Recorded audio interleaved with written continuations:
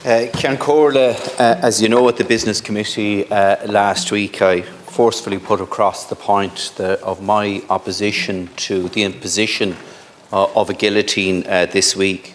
And I made the point that every member who wishes to speak on the Migration Pact should be and must be facilitated in doing that. Now, I've been in contact with your office, Taoiseach, and with the Chief Whip. I know additional time is being provided, and that's welcome. But I firmly believe, Taoiseach, that every single member that wishes to contribute on this must be facilitated. And if that happens, I won't oppose the moving of the debate today. So firstly, in relation to Deputy Batchick's point, I mean, look, I'm very conscious, and again, I'm not sure this comes across always in our domestic debates here in relation to the European positions, but there's 4 posts being considered currently in Europe. The European Parliament President, the President of the Council, the President of the Commission, and the High Representative for Foreign Affairs. And the different political groupings at a European level are involved in that, including your own group, the S&D. And I would just, based on the conversations that I've had yesterday, my understanding is the S&D are very actively involved in these discussions, and I've yet to see any sort of red flag or opposition be raised by the S&D to President von der Leyen at a European level.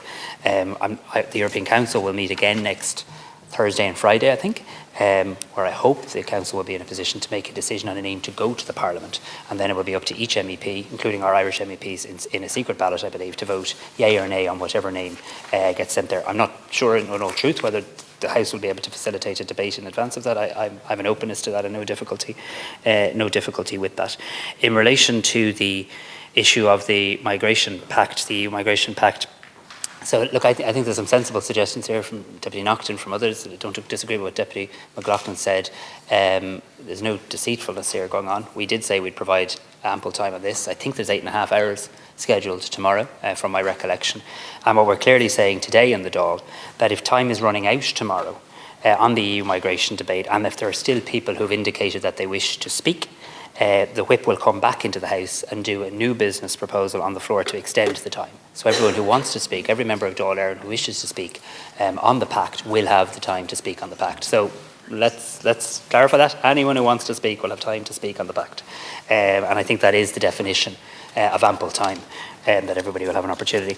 On the issue of statutory home care, for that reason, I think it's unlikely there'd be an ability to have a debate on home care and the statutory home care scheme this week, but I am happy that we would facilitate a debate on that. It won't be this week because of the time we're passing over, but I am happy for that to be pursued. There's an update I can give you here on a lot of the good work that is going on, including the legislative piece recently receiving cabinet approval. But let's schedule that debate for as soon as possible. And similarly on the Women's Aid report, no difficulty from our perspective on having a debate on the work of Cuan, the Women's Aid report, and our zero tolerance strategy. Again, just the timing will need to be agreed by the Business Committee. Thank you, Taoiseach.